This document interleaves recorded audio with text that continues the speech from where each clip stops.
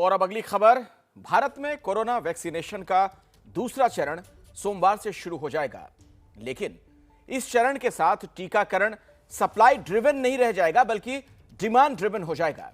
तो क्या है इसका मतलब? क्या है वो अहम सवाल जो दूसरे चरण के वैक्सीनेशन को लेकर लोगों के मन में है, और आम नागरिकों को केंद्र में रखकर सरकार की आखिर तैयारियां क्या हैं? आपको दिखाते हैं एक मुकम्मल रिपोर्ट। कोरोना की दूसरी लहर का खतरा कायम है, क्योंकि कोरोना संक्रमितों के मिलने की रफ्तार कम होने के बाद अचानक फिर से बढ़ने लगी है। महाराष्ट्र, केरल, एमपी, पंजाब जैसे राज्यों में कोरोना ने फिर से पलटवार किया है। लेकिन इसी खतरे के बीच बचाव अभियान भी जोर शोर से जारी है और कल से शुरू होने जा रहा है कोरोना वैक्सीनेशन का दूसरा चरण। अच्छी खबर यह है कि 1 मार्च से देश में 60 साल से ज्यादा उम्र के लोगों को वैक्सीन की खुराक मिलने जा रही है। साथ ही 45 साल से ज्यादा उम्र के उन लोगों को भी वैक्सीन मिलेगी जिन्हें गंभीर बीमारियां हैं। लेकिन इसको लेकर लोगों के मन में सवाल है। हमने देश के कई बड़े डॉक्टरों से बात करके इन सवालों के जवाब जाने। सवाल नंबर 1, बुजुर्गों को ही सबसे पहला टीका देने की क्या जरूरत है? पिछले 1 साल में दुनिया भर में हुई कोरोना से मौत में सबसे ज्यादा असर 50 साल से ज्यादा उम्र के लोगों में ही देखने को मिला है। केंद्रीय स्वास्थ्य मंत्रालय के मुताबिक दिसंबर 2020 तक के आंकड़े कहते हैं कि देश में कोरोना संक्रमण से पिछले साल हुई मौतों में सर्वाधिक 55% वो लोग थे जिनकी उम्र 60 साल से अधिक थी। यूनिफॉर्मली वर्ल्ड ओवर हमने नोटिस किया है, प्लस हमारा जो अपना एक्सपीरियंस उसमें हमने देखा है 60 के ऊपर जैसे जैसे एज बढ़ता है वैसे वैसे डिजीज़ के कॉम्प्लिकेट होने के चांसेस और पेशेंट की मोर्टेलिटी के चांसेस बढ़ते जाते हैं। तो इस पेंडेमिक सिचुएशन में जब हमारे पास अभी रिसोर्सेज लिमिटेड हैं, इंफ्रास्ट्रक्चर लिमिटेड है, तो अगर हम वैक्सीनेशन से किसी को मैक्सिमम बेनिफिट पहुंचने के जो चांसेस हैं वो इसी एज ग्रुप के लोगों में हैं।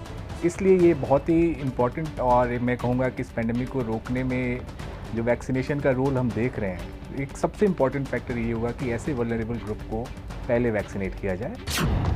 दूसरा सवाल, वो बुजुर्ग जिन्हें कोरोना हो चुका है, क्या उन्हें भी टीका लगवाना जरूरी है?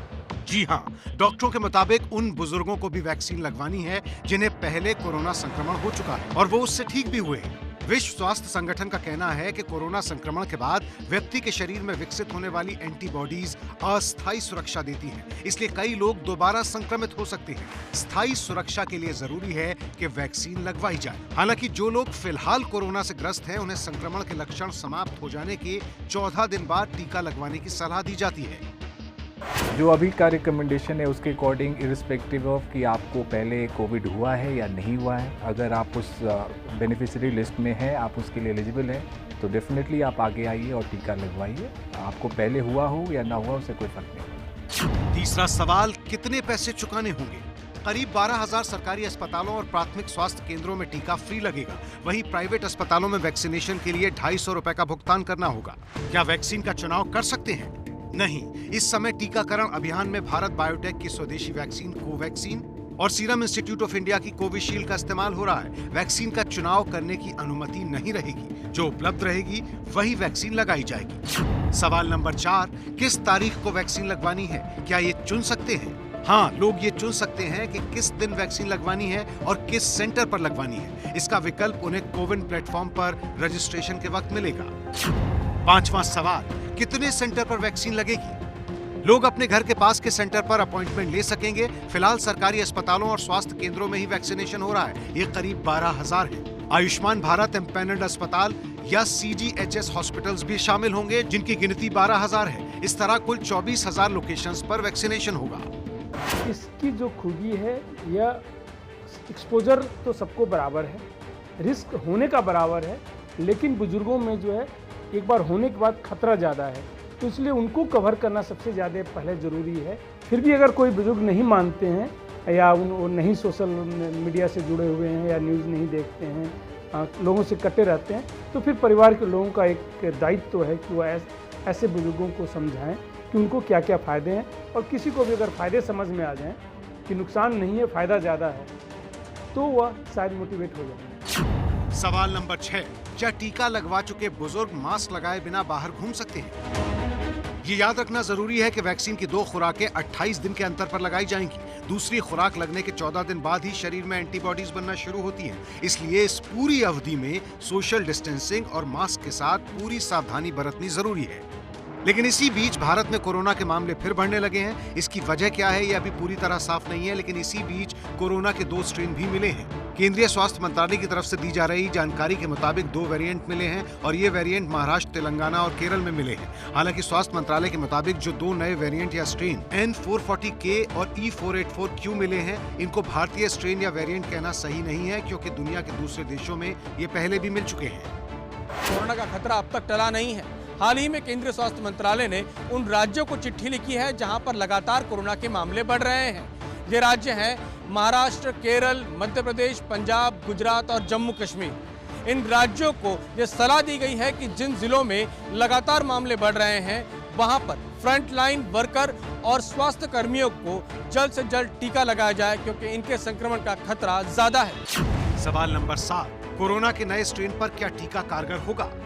डॉक्टरों ने हमें बताया कि अब तक की जानकारी के मुताबिक ये स्ट्रेन ज्यादा खतरनाक नहीं है और देश में दी जा रही वैक्सीन इन पर पूरी तरह कारगर है। जो अभी तक नए स्ट्रेन है, ऐसा कोई एविडेंस नहीं मिला है ग्लोबली कि ये कारगर नहीं है। हमारे देश में 2 ये है वैक्सीन जो है अप्रूव हुए हैं। एक तो पूरी तरीके से जो है होल विरियान इनएक्टिवेटेड है, उसमें चूंकि सारे प्रोटीन प्रिजर्व हैं, इसलिए जो है उसकी और भी संभावना बढ़ जाती है। इवन अगर म्यूटेशन बहुत ज़्यादा हो भी जाता है आगे जाके, तो भी संभावना ये बढ़ जाती है कि इसकी जो है जो कोवैक्सीन है वह जो है प्रोटेक्ट करेगा। हो सकता है उसमें संभावना, लेकिन अभी तक जो है ये सारे वैक्सीन काम कर रहे हैं।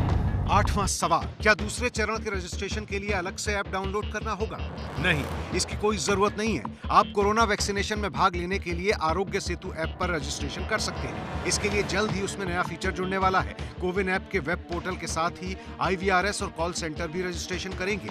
भारत में 6 लाख गाँवों में स्थित करीब 2.5 लाख कॉमन सर्विस सेंटर यानी सेवा केंद्रों पर भी रजिस्ट्रेशन होगा। सवाल नंबर 9, क्या बिना रजिस्ट्रेशन के वैक्सीनेशन हो सकेगा? हाँ, जिस तरह ट्रेन में बिना रिजर्वेशन के भी सीट मिलती है, वैसे ही वैक्सीन भी सेंटर पर जाकर लगवा सकते हैं, पर यह तभी होगा जब वहाँ कोई वैकेंसी रहती है। ये राज्य सरकारें तय करेंगी कि किसी केंद्र की कैपेसिटी के लिहाज से ऑनलाइन और ऑफलाइन का अनुपात क्या रहेगा। 10वां सवाल, वैक्सीनेशन के समय साथ क्या रखना होगा? जिन लोगों की उम्र 60 वर्ष या उससे ज्यादा है, उन्हें अपना ID कार्ड साथ रखना होगा। ये पहचान पत्र हैं आधार कार्ड, चुनावी फोटो पहचान पत्र। ऑनलाइन रजिस्ट्रेशन के मामले में रजिस्ट्रेशन के समय दी गई फोटो ID कार्ड, अगर आधार कार्ड या EPIC नहीं है तो 45 से 59 साल के आयु वर्ग के नागरिकों के लिए कोमॉर्बिडिटी सर्टिफिकेट देना होगा, वो भी एक रजिस्टर्ड मेडिकल डॉक्टर द्वारा साइंड होना चाहिए। हेल्थ केयर और फ्रंटलाइन वर्करों को रोजगार प्रमाण पत्र या आधिकारिक पहचान पत्र देना होगा, जिसमें फोटो और जन्मतिथि साथ हो। भारत में कोरोना संक्रमण से ठीक होने की दर दुनिया में सबसे अच्छी है। 97% लोग कोरोना संक्रमण से ठीक हो चुके हैं, लेकिन इसका कतई ये मतलब नहीं है कि कोरोना का खतरा टल गया है। ऐसे में सावधानी बरतना बहुत जरूरी है।